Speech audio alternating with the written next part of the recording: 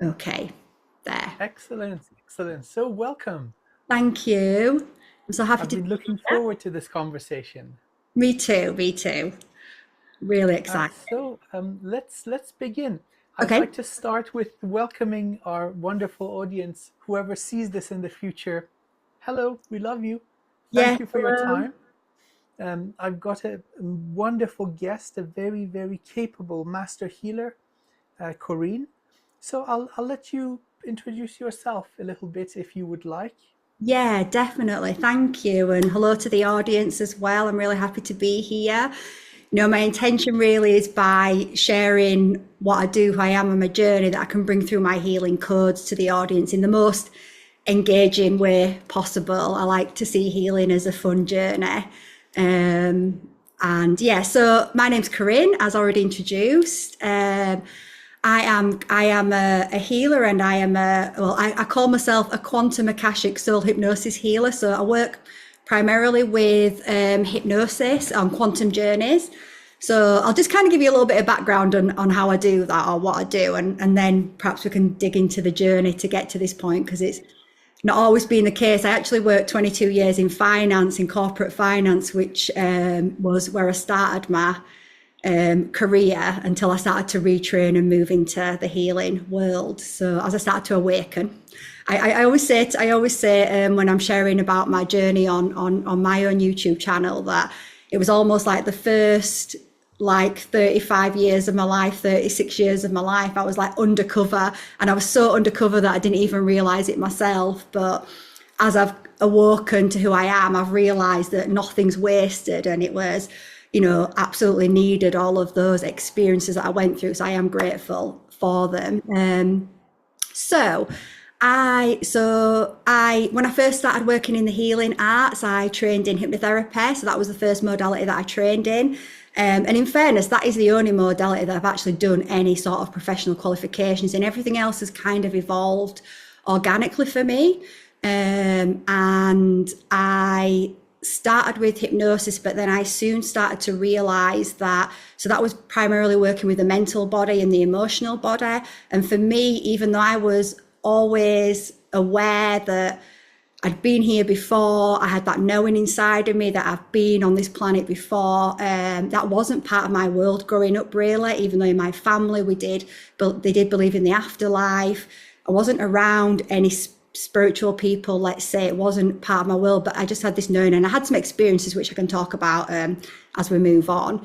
And that kind of led me to hypnosis, because I absolutely was fascinated by past lives. So as I was starting doing hypnosis and working with the mental and emotional body, I started to realize the soul was missing from that. I was like, where's the soul? Where's the spirit?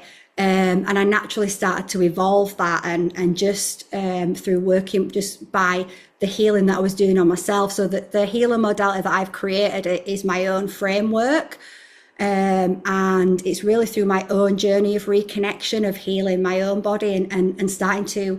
So whilst spirituality wasn't in my life, in my early 20s, when I found hypnosis, I was almost like in the closet, let's say, spiritually. And I had to really reconnect with that and go through all those programs that made me feel fear of speaking about the things I felt inside myself, and that I knew, the fear of being ridiculed. I think, obviously, as I've gone through my journey, I can reflect, and, you can watch the mainstream culture in the West and see that spirituality is very ridiculed, the spirit is ridiculed, the soul is ridiculed. And I had to really work for them, but thankfully that took me to, eventually, I realized I had a natural gift of connecting to people. And when I worked with people, and I would introduce, so I was kind of a traditional hypnotherapist on the tin, but as they came to see me, where I felt clients would be open to it, I'd introduce them to the soul, and I would then start connecting to my guides, and information would come in. And I started to realize that, for me, I love the framework that I've developed, which has evolved over time. So I'll just tell you the framework. It's evolved over time, over my own journey. So it's quantum Akashic Soul Hypnosis. So I basically create a hypnotic track, but it blends in meditation. So it's a blend between hypnosis and meditation, where I'm working with all bodies, emotional, mental, spiritual, light bodies. I'm working on all dimensions. And I start with relaxing, because what I started to realize is many people's bodies, well, they're disembodied, they're out of body. People's nervous systems, and I've been through this myself, nearly having 2 nervous breakdowns on my journey.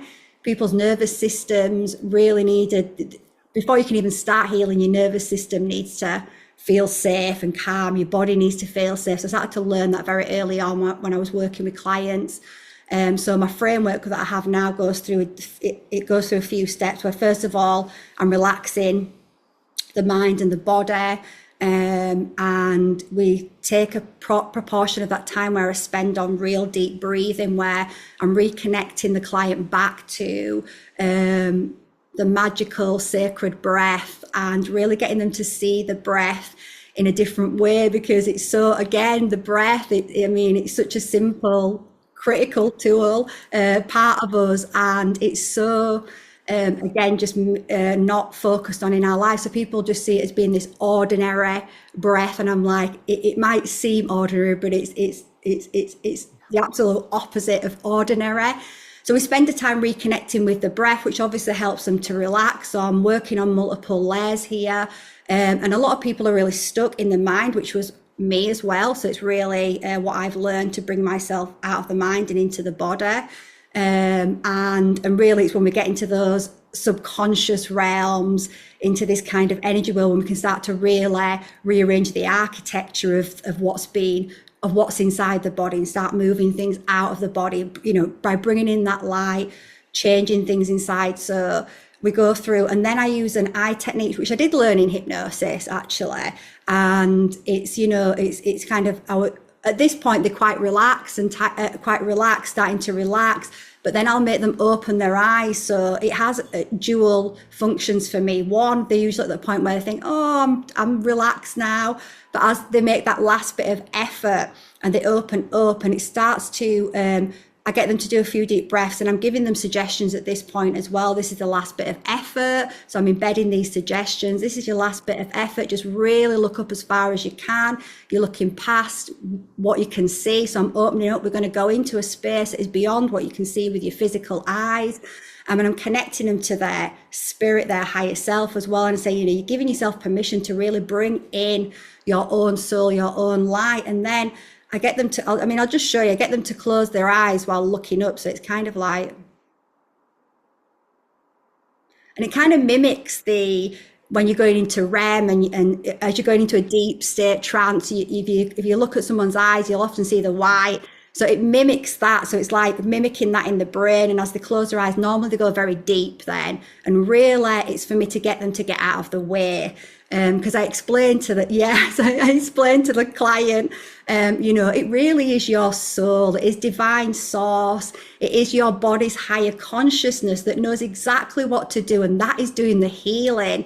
Your human aspect really has to create the environment to do that, because it's up to you as the human to allow yourself to be disciplined enough to go into these states of meditation or hypnosis and listen. You're the one that has to do that as the human, but it is the soul, is the higher consciousness, it is the body's consciousness that is doing the healing. It knows exactly what to do. So this helps them move out of their own way and relax. Because I often have clients that say, oh, there's no way I'm going to relax, and within a few minutes, boom. I think it's my voice as well. I can put people to sleep with my voice.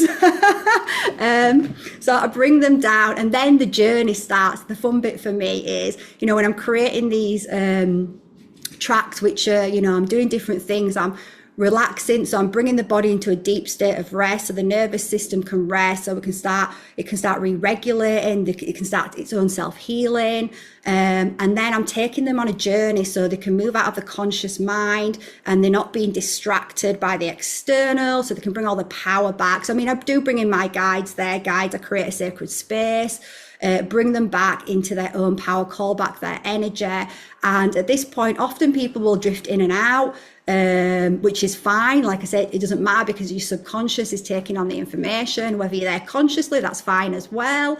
And then I take them on a journey. So I see the inner world as this vast landscape to be explored. So as we're going on that healing journey, you know, I see in my mind's eye, I see journeys, and this is what. So right now I've been really reconnecting back to my roots in terms of my connection to the tree lineages. That's really been coming online for me the last particular 6 months, and through that I often will enter into a tree inside the inner mind, and as we're walking down the tree, so I'm taking them down deeper into the body. I'll be bringing in different energy rays. I mean, I use the red ray a lot, so I did hear you, Dr. Amir, talk on one of your podcasts about the violet ray, but say really the red ray is very suitable for most beings. So it's interesting because I didn't know that, but intuitively I was always guided to work with the red ray on people. So I would take them down, and we might be using crystals, we might be there's different things going on, but it's always an adventure while we're healing, clearing, activating. You know, often like the first session is often about working with getting the body to feel safe, working in the roots. So I'll often start a sacred fire in the roots so we can start warming the body, and that's when I'll bring in the red ray, and I often activate that, so that continues throughout our session. So, and I connect it to the breath, so that as they're breathing in, they're stuck in that fire, and as they're breathing out, they're moving it around the body. So they'll go on a journey where I'm embedding certain things. I'm taking things that have happened to them, and I'm changing it with the light. I'm getting them to restructure it in a way that is actually based in truth rather than in the illusions that we take on. So that in a nutshell is the quantum journey that I take people on.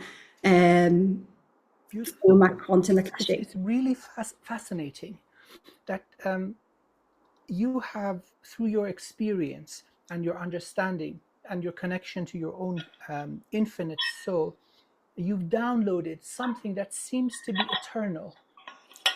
And of course, you have your own personal flair, your own artistic creativity, but that seems to be the last part of the journey. You're tapping into something that many people throughout history have managed to tap into. And so this is really brilliant. It's confirmation for all of us, and for those that are hearing, that in my understanding, I'm doing pretty much the same type of thing. But then the last step of the journey, we translate it differently. But This is really brilliant. I love that you mentioned that it's the person that does the healing. That is true. Yes. We're just basically reminding them, facilitating the journey so that they can reconnect to their own brilliant healing abilities. This is really, really fantastic. Now, I would like to go a little bit into other parallel modalities that are similar to what you do. So namely, Dolores Cannon and her QHHT, she's very famous, and although she's not with us in body anymore, very sweet lady. Yeah. And do you think that she was also tapping into something similar? For sure. And like I said, I really came to this path through my love of past lives. I remember very clearly when I was at 22, this book came into my consciousness called Destiny of Souls, and it was a Michael Newton who created an institution, Life Between Lives, and you know, he was a medical doctor, and then he just spontaneously regressed someone into a past life, and he was very skeptical, and then he went on this huge journey, and his book Journey of Souls came into my lap. And and as I was reading it, I was just like, oh my God, this is all the things I've known inside about. We've been here. However, one thing that did keep running around so I'm going to get there and answer your question properly, but this was just coming in, but one thing that was running around my mind was, how many times have I sat here and thought, what lives have I had? And I thought, that's almost like torture. At the time, I didn't realize about the overlays and the infiltration, but yeah, so from that, I read so many books on past life hypnosis. It led me to Dolores Cannon and I actually had a session. It probably was like 15 years ago. And because I'd read so much about, and when I started training in hypnosis, And I just had a natural affinity to be able to do that work. So I actually applied to do a qualification in it, but I didn't get into the school at the time, or it was a past life school. And I realized I was being rerouted to go down the traditional route to start with.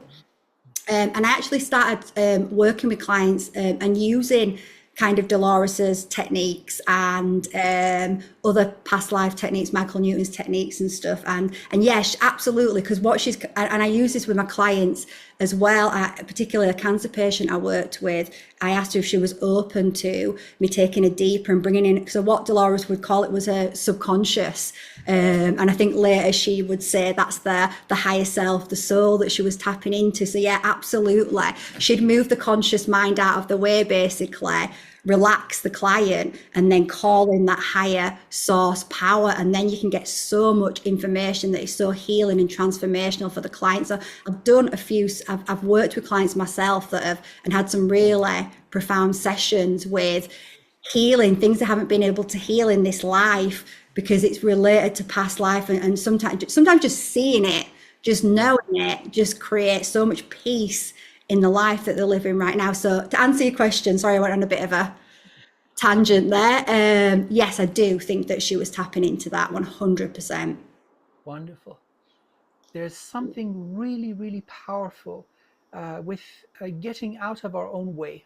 Yes. So the first benefit of this type of healing is to the self, for the practitioner. Yeah. And so we benefit from it first and foremost. And then the techniques that work for us, then they can be applied to other people in the form of clients. So I suppose that our journey of awakening as holistic healers, as shamans, it's experiencing trauma and then fixing it in ourselves. Right. And so, you know, the price of healing is to feel what you are healing. Yes. If you don't feel it, you have no idea. That then will give you so much empathy towards the patient or the client, the person who's receiving it. This is very powerful. Now, your modality has a strong connection also with the, again, quote unquote, scientific world. We both have scientific backgrounds, and we must be honest, there's a lot of dogma. There's a lot of refusal in this sort of established way of thinking. Right. But hypnosis is a beautiful, let's say, gateway between the two worlds. Yes, it's a beautiful gateway. And when I first kind of dived into it full time and left my finance job, and you know, a lot of the clients that were coming to me, and you know, I had been obviously, you know, as I was working in finance, I was doing it on the side, and anyone I could hear about that had a problem, I was like, hey, you want a session? I can treat you for free. And I, you know, actually one of my, like a client that I worked with then, that's where one of the clients, she'd come to me. So it was my friend at work, it was her daughter. She came to me because she was having these blackouts, and the medical institution couldn't find anything wrong with her. Like, they'd run all these tests and they couldn't find anything wrong, and there was something to do with the salt in her body. I can't remember what, but they couldn't give her any medication. And I was like, that's a good thing. But I didn't still fully appreciate the power of the work that I was moving into. But we, you know, we had 3 sessions and it was so powerful. And just by working with her emotional body and seeing the trauma that was in her emotional body, and actually bringing in the light, bringing in the higher perspective, using source, using a soul to change the architecture within her, within 3 sessions. And I worked with her as well, like as a soul guide as well. I would send her soul guidance, and you know, through my own experience, to help her build this self-belief. She was very depressed as well, had very low self-belief, but I saw what happened in childhood translated to her then being bullied in high school. And it was actually, I could see how her mind, these bullies followed her to college, and I just could see how her mind was blacking her out, because really the mind just wants to protect you. And you know, I've learned this on my journey as well. The mind, its number one job is to make sure you survive on the planet. So the brain is wanting to protect you. And I could see how it, and you know, depends what goes into how we create these patterns. And I could see how her brain was going, danger, when she saw these people follow her, danger, and it blacked her out because it was trying to protect her. So I could see that link. So when I could change the architecture inside and do some healing, we did inner child healing as well, and bring in the spiritual aspect, the soul connected back to that. She just stopped having those blackouts, and we're still in contact now. So it's not even like it came back. She'll message me. She'll be like, I got a promotion because of you, and it's not because of me. And I'll be like, it's because of you. And she'll be like, I got married because of you. I had a baby, and I'll be like, no, it's because of you, but thank you. But I really saw, and a lot of my clients that I've got, I actually saw the damage from the medical institution, to be honest, and that sent me. I'd see clients coming in and they'd be on so many pills and they'd be just shaking, and I would intuitively know it's the medication, and it's hard then, and you have to work with them over a long time to really take them off that medication. Because when I actually did my rapid transformational therapy training with an amazing therapist called Marissa Pierce, she is amazing. But again, for me, the soul was missing. But I did it to, just like you say, we take what we need and we've got our own. There's foundations that are real that we all plug into. I saw there was the clients I was getting, they were pretty much messed up through the medical institution. I'm not saying it's all bad, but what I was seeing, they were pretty much in a bad way, and I could see it was the pills they were on. I could see it was, there's just no room for that holistic care in that arena. So like I had a couple of cancer patients as well. So I've got quite a lot of intense patients to start with when I left, and I was like, wow, this is quite serious, Corinne, can you do this? And I just knew inside I could. I dug very deep, and I actually realized really early on as well with those clients that actually one of the biggest healing gifts that we have is our compassion. So I really saw that, how like some of these people I work with, I mean, they were in the 80s and they'd carried, we uncovered some trauma, and they'd carried this trauma for so long, it was like eating them away inside. So they were on all this medication, but obviously the medication wasn't doing anything. It was numbing them out, I guess, but eventually it stops numbing them out and it just creates problems in the body. I guess shouldn't really be seen as a long-term thing. I'm not saying there's no room for it, but it shouldn't be seen as a long-term. It needs to be with this holistic care of what's the trauma. Because it was that client that showed me the connection very clearly the connection between the emotional body and the physical body, and how they are absolutely linked. And if we don't deal with the emotional body, and I've obviously learned on my journey how much we've been programmed to block our emotions, feel like our emotions are bad, they are wrong. I just see them now everywhere, and it's part of my journey and path, and I love it. And I love to be able to bring that to people so they can see it and they can start to feel again. Because just like you say, if you don't feel, you can't heal anything. Yes. You've got to feel, you've got to let it flow out of your body. So yeah. Beautifully said. This whole feeling business, it's one of the mechanisms of suppression. If you go into self-defense mode and you just contract, you're tying your own hands down. So that doesn't just limit the amount of healing that the body can do for itself. It shuts down all your non-physical gifts. Yes. And so a lot of the time, this is through fear.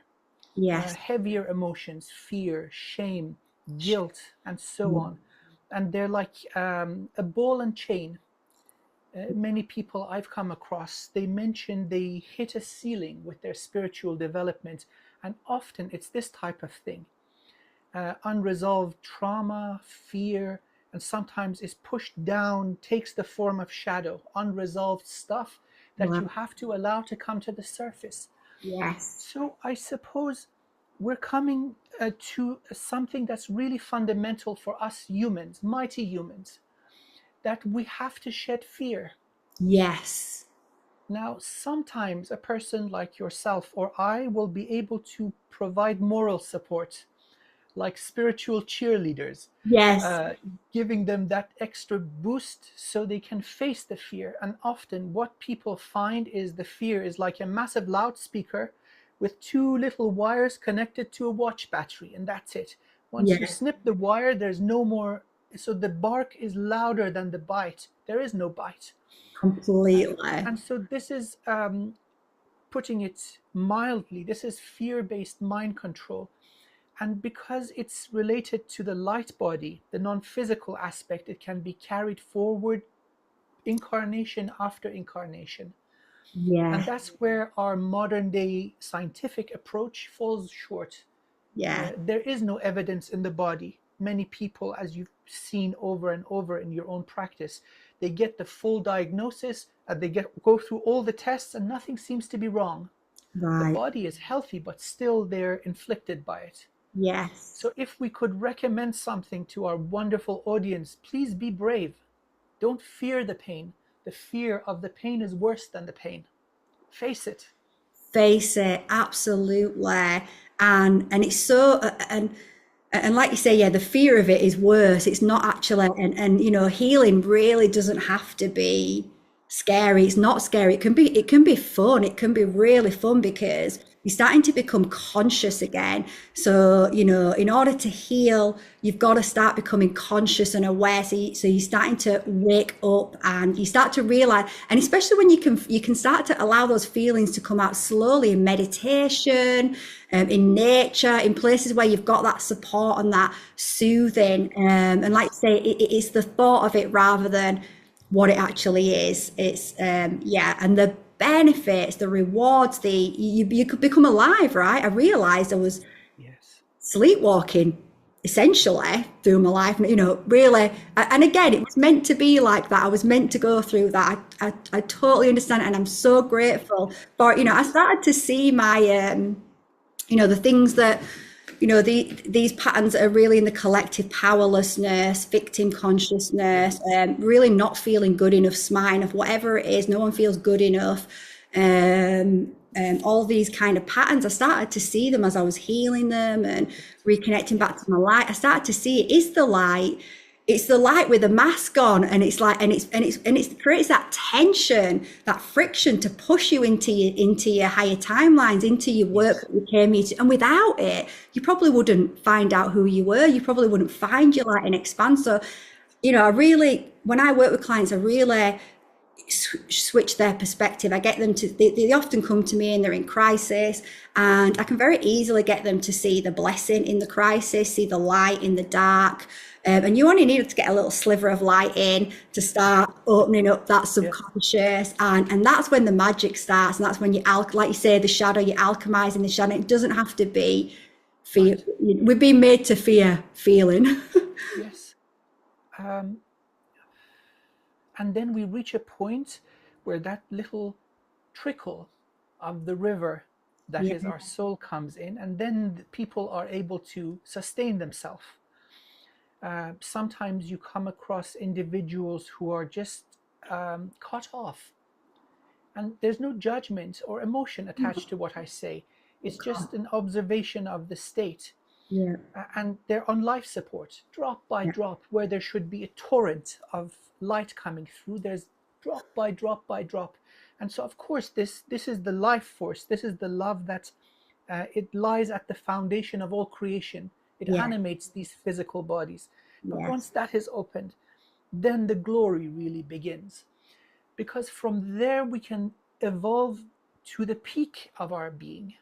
Reach states where we have never reached before. Right. And so looking at this whole human experience, it seems that we have come here exactly for this purpose.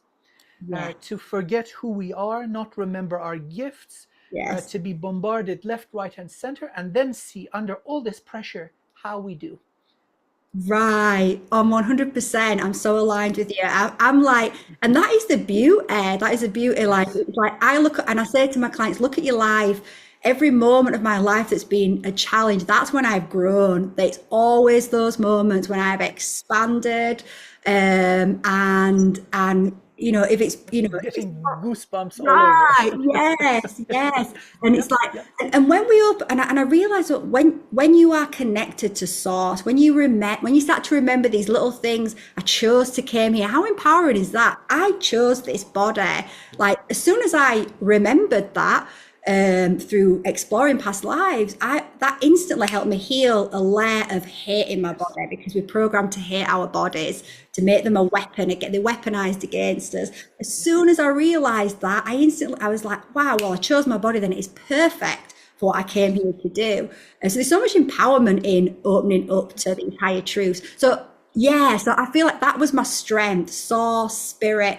That's what gives me my strength, but I've still got to take the steps. I've still got to do the healing. But that gives you the strength to go on that journey. Yes. So that tiny shift in perspective is cracking the shell, Yes. or just that little crack in the dam when then the light starts trickling in. And so this would be the nature of awakening in this time, in this period of time for our species. Yeah. And many people talk about the matrix. The matrix is a prison of the mind. And Yes. all these incorrect belief systems and traumas are the bars of the prison. Right. And so we got to see them first. And Yes. that takes braveness to open your perception to see what's really going on. And then once you erode away one or two bars, then you're going to get rid of all of them. Completely. And I really, and I love it when I see a subconscious program. And really, I start to, you've got to be an observer in your life. You are both living your life and observing your life as well. Like I say, the program that I created, I say, you are your own scientist. Don't let science tell you, no soul. I was like, you're your own scientist. I was like, and as you open up and start observing your life, and you start to see these programs, you start to turn on the light, and you start to work with them, and ask yourself, why am I afraid to say no to that person? What's driving that? And you go deeper. But I saw when I was moving from more, let's say, traditional hypnotherapy, even though really when I was working with clients, I was all, where I could, I'd introduce the soul. But, I didn't have it fully out there that I was doing this work in that way. And I realized that I could just see this looping thought, this subconscious belief. And I say to my clients, like, we might think beliefs are like, you can't see them, it's intangible, but it's almost more physical than what we see as being physical, because it's like a hand on your chest. And I could see this looping thought that was like, you can't move into this work because you can't prove it to people. And if you can't and that's part of the programming. If you can't prove it to people, then, and then I was like, I don't need to prove it. I had to just change that thought. And I had to be like, I don't need to prove it to people. People will experience it in their own bodies if they choose to dedicate and go on this journey. And you don't need anyone to prove it to you, because you know it with every cell of your body. So Correct. yeah, beliefs is a huge subconscious program is definitely a big part of what I help is for the audience to just say that, become the observer in your life, really observe how you interact and don't judge yourself when, I kind of bring that people pleasing in, which seems so, it seems so like, nah, it's just people, it's nothing deep, but it is deep when you go under the surface of that program. Because as children, we learn to please adults because that's how we get love, that's how we get affection. Often if we just ourselves, we're getting told, don't do that, don't do this, stop crying. But, because adults are already, they're not doing it to hurt us normally. It's just that it's programs, right? Unhealed adults. And actually, when we, as a child, it's almost, I'd say it helps us as children because it helps us survive this reality. But as an adult, that seems like such a harmless program. It actually is reinforcing a belief that we aren't good enough, because below the surface of always pleasing others outside of your own needs and wants is basically reaffirming, I don't matter, I'm not enough. So we have to start looking at these areas where we do this in our life. That's a really simple way we can turn on the light. And then not judging ourselves if we do something that we don't want to do, but asking ourselves, why? What was I afraid of? And you're going to find a fear. Well, I'm afraid they won't like me anymore. They'll reject me. And you can start making different choices. So yeah, it's such a, as we start to work with them, we start to see them more, right? As we start to become skilled at recognizing them, seeing them, observing them, and then healing them faster with our light. So this these set of conditions that you talked about very brilliantly, so every single human being can benefit from liberating themselves from these. Yes. Now, you don't need to be special in any way to benefit from this. So this is for the mighty human, full stop, no conditions. Yes. And then amongst us, there are those that are more enthusiastic, like yourself and I, Yes. who really, really get a kick out of this whole thing of energy and consciousness Yes. and the infinite nature of the cosmos, which we are a part of. You go up a little higher in awareness, and then you notice that there is a war being waged against humanity. Right. That the ultimate purpose is turning the mighty human into a hamburger. Right. Yes. In the terms of extraction of energy. So we are creator beings, an infinite source of manifestation potential. And so if this can be sabotaged, that's a big, big, big meal deal Yeah. for free for some other beings. Right. And so once you go up the scale, you become aware of this eternal, almost eternal combat Yeah. that has been waged upon humanity, and then you get to do something about it. And that's when you become someone who can help others, really. Uh, yes, 100%. And I would say, like, and that's part of the unfolding. Exactly. Well, again, when I started on the healing mode, I wasn't aware of any of that, consciously. Obviously, I was. But as it unfolded, I mean, 2020 was a big wake up time for me. I just knew instantly this isn't right. And that sent me on. And actually, during that time, I mean, I love that time. During that time, all my beliefs were shattering, and it was painful because everything I built, it's hard for people to let go of their beliefs Yeah. because they built the whole life around it. So it's like, but and the universe comes in, right, and helps us to do that just with So 2020. But true. I started to get that awareness that this is for a bigger purpose.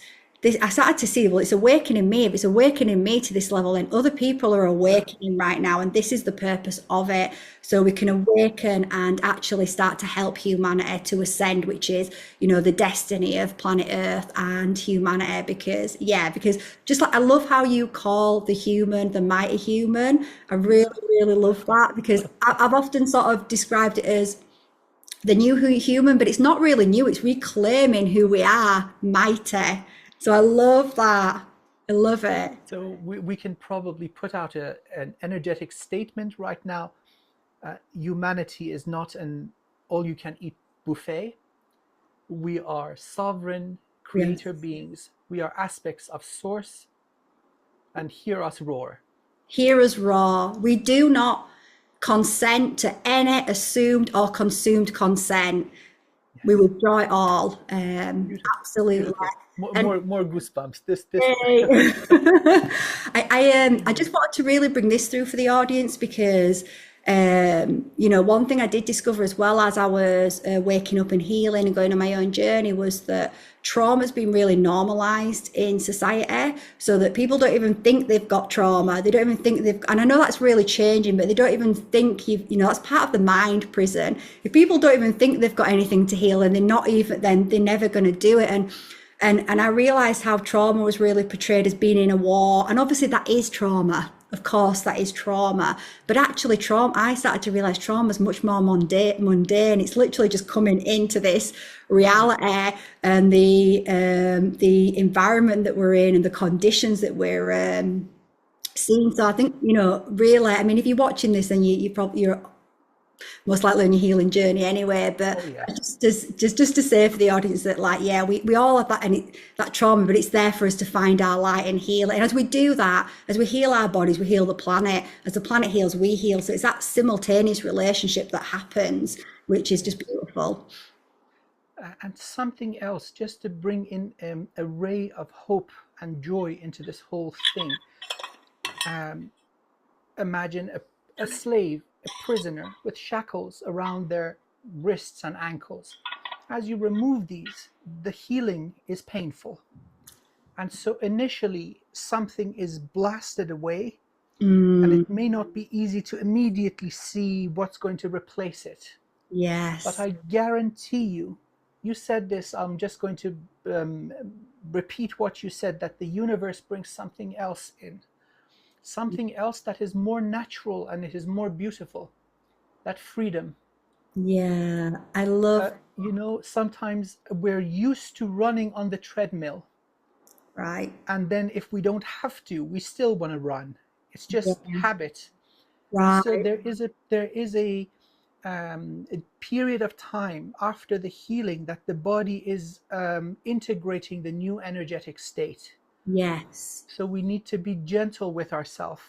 I would strongly recommend that our wonderful audience try out a holistic healing session by a practitioner like Corinne, that has lots of good reviews, has been in this mm, business for many lifetimes.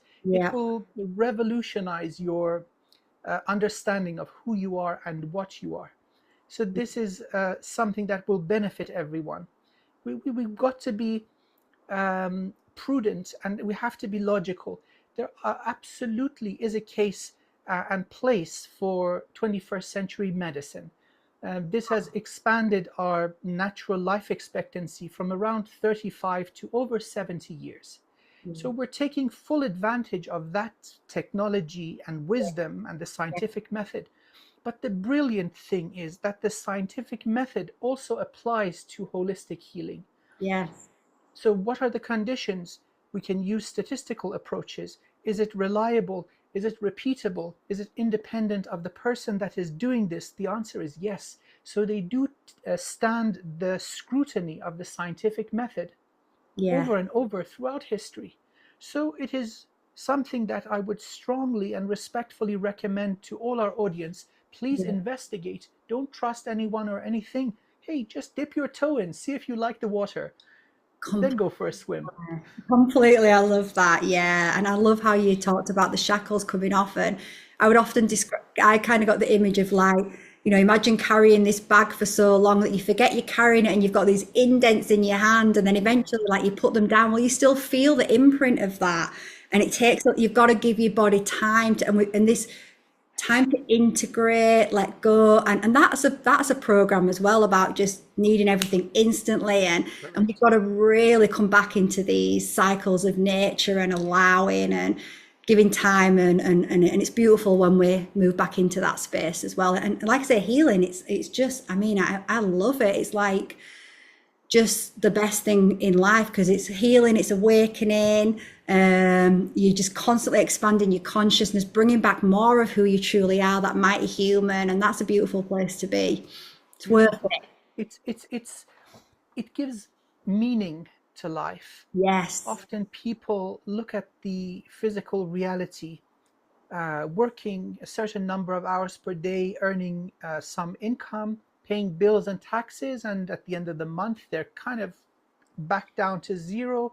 And this goes on, finding meaning in this hamster wheel, or this, again, putting it colorfully, this dumpster fire of reality is difficult. There's so much pain and suffering, and you look around and you say, what Yeah. could be the purpose of this? And then once you discover what the purpose is you. This is all put together to make you stronger. If you can overcome, then not just you as a human aspect, but the infinite soul gains a badge of honor. You Right. can have a little medal on your chest as an infinite soul that I survived Earth in the Dark Ages. Right. Right? Now That that is an is something. honor. And so if you see that your refinement and your growth and your remembering of your gifts and your infinite nature, that is the purpose, Yes. then everything looks elegant and beautiful, no matter what. Completely. I love how you said that. That was beautiful. Yeah, absolutely agree. I feel like it's people have become so devoted to the game that they just play their roles really dutifully, and it's about, I think, like, I mean, we can really become engaged in life and see all the clues. They're right there in front of our eyes, but sometimes we can't see them because of the beliefs. Yes, I yes, know we say seeing is believing, but also believing is seeing, because if we believe something, it can distort our sight. absolutely. And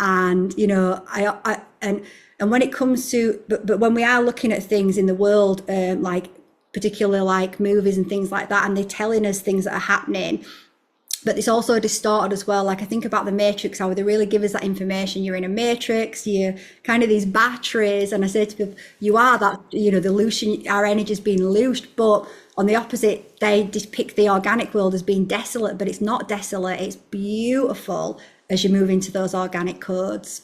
So, Yes, and to see that beauty, you need to go through that darkness to really be able yes, to appreciate that beauty. yes, yes, indeed. So, I'd like to now ask you about what you see for humanity as we're going through a phase of transition and awakening. Um, what you see becoming of us. Oh, I see a lot of, I mean, you know, we're anchoring in the new earth or the golden age. I definitely feel that is what we're here to do to, you know, the planet is already ascending. We are already starting to ascend in our bodies. I see a world where people contribute to society through what they love, where where rather than us living on the outskirts of, you know, pushing nature out, you know, we live in nature, you know, we kind of, nature is all around us, so we're very connected back to nature, and we start living in harmony again with the earth. But I don't even know if I can see how amazing. I just know it's going to be even more amazing than what I can even imagine right now. I just feel like it's just going to be such a beautiful society where, you know, our children are coming in as this, you know, the light beings that they are, really coming into an environment where we're not shutting down their codes. So from a very young age, children will start to, you know, move fastly into the mighty human. You know, I see we're going to be able to, you know, teleportation, just being able to, you know, move around the planet, go off planet. I just see a lot of fun, a lot of engagement, a lot of expansion, but through wisdom and knowledge and light from what we've learned through collaboration with each other, through really supporting each other, nurturing each other, and helping each other to bring to the world that which unites us all and creates a world that we all want to live in. You know, no one wants to work 9 to 5 at a job that they don't like doing, that's taking their soul just to survive. You know, we want to be doing things that light us up, that are creative. Beautiful. Well, believing is seeing. And I most certainly believe in this glorious future myself. Very Yeah. beautifully said. Yeah, I feel like I can't articulate how I feel this world is going Sometimes to it's be as we difficult. move into Yes, the yes. golden age. Linguistics fall short often. You Right. can't really find proper words to fully describe the glory of what you are feeling and you're perceiving. So, well, I couldn't say it better myself. Maybe I Well could said. maybe I could add, it's going to be, you know, the world of magic, like just so magical, you know, our interactions with, you know, the dragons, the tree, you know, really interacting with nature consciously, you know, all these beings that are here on earth, that'll be activating more on earth as the environment, you know, changes. So I think it's just going to be just so like magical fairy tales, but better. There's no wicked witch in the corner. No wicked witch. Uh, Hopefully, this will be coming sooner rather than later. From what I understand, humanity is ahead of schedule. Yes. Things are happening at least twice as fast. So, what is coming? Um, One roll of a generation. So, that could be 80 years. So, the lifespan of a human, starting from this year, 2025. Certain people are far too traumatized and damaged to be able to go back. Yeah. And really, what they need is fresh bodies. A lot of the trauma is stored in the physical level, Yeah. messing with the chemistry of the nervous system, the hormones, and so on. So, by one roll of a generation, let's say the year 2000, um, well, we're 2025 now, so by 2100, this will be in full blow. So, lots of the negative energies that were plaguing Earth have been removed. Yeah. Yeah. So we're ahead of schedule. This is glorious. It's beautiful. Yeah. It really feels to have ramped up the last few years that we've Oh just, yeah, yeah. We're going through it right now too. but this is good. It's the cleansing storm. It's Yeah. getting rid of the heaviness that was deep down. So as a collective, we're doing shadow work. Right. All this war and all these events that are chaotic, they're being purged from our collective consciousness. So this is Yeah. good. It is good. It is good. And I translate that message to my clients as well. And I say, like, the fact that we can see all this is brilliant, because this means there is so much light on this planet that we're seeing what was always there. It was just hidden in the shadow. And that's the same with our bodies. And if we, and it's still there. And actually, when we can't see it, it's directing our life. When we can see it, we can heal it. So we can change. So yeah, I love that we can, even though it feels like chaos, it's a great sign that we're now seeing these shadows. So as a collective, we can say, no Yes. more. We're done with that. Beautifully said. Absolutely. Yes, yes, yes. We've now done that. Yes, yes, yes, indeed. So, Corinne, is there something that you would like to add as some final comments to our wonderful audience? Something that a message that you'd like to give people? Yeah, so I guess my message would be that, in order to really serve the collective and humanity in the earth, we've really got to put ourselves center in that. And, like, if we dedicate ourselves to ourselves, then through that we dedicate ourselves to each other. So I really want to encourage, it's never too late, at all. We're all meant to awaken at different points. And, I completely revolutionized my life from working in finance for 22 years to, being a quantum Akashic healer, and I'm doing stuff that I love now, and I made a commitment to myself to free myself from the mind prisons and the false matrix and move into the organic matrix, and that is happening because I just decided that's what I'm going to do. So just decide that you're going to do it, and the universe will align you, and then just have courage. Courage has been one of my biggest amazing energies that I've worked with on my path. Courage has allowed me to take those steps, and then you expand. Have courage, be devoted to yourself, know that things take time. It's and it's worth that time, and yeah, just do it. You can do it. Oh yes, beautifully said. And where could our audience find you? What would be the best way to get in touch with you? Yeah, so my website would probably be the best way. So it's www.simple-change.co.uk. I could maybe send you the link, Yes, of the course. description. So you could get in touch with me on I've also got a YouTube channel. The handle is Corinne Henderson. So if you just type in my name, you should find my YouTube channel as well. So yeah, either of those places you could find me. Amazing. And so I'm Dr. Amir Jahangiri, and you can find me also at www.wizardofwivenhoe.co.uk. Also a YouTube channel. Please subscribe to both our channels. Your support is much appreciated. It's the wind in our sails. So Yeah. thank you, everybody. Thank you so much, Corinne. Thank I'm very grateful for your valuable time. And I hope that we have the opportunity to do more creative work together in the future. Me too. Thank you for inviting me on. I'm really It's honored an and absolute grateful. pleasure and honor. Well, I hope you have a fantastic day, everybody, ladies and gentlemen. We love you. Yes, So take good care of yourselves. To be continued. to be continued.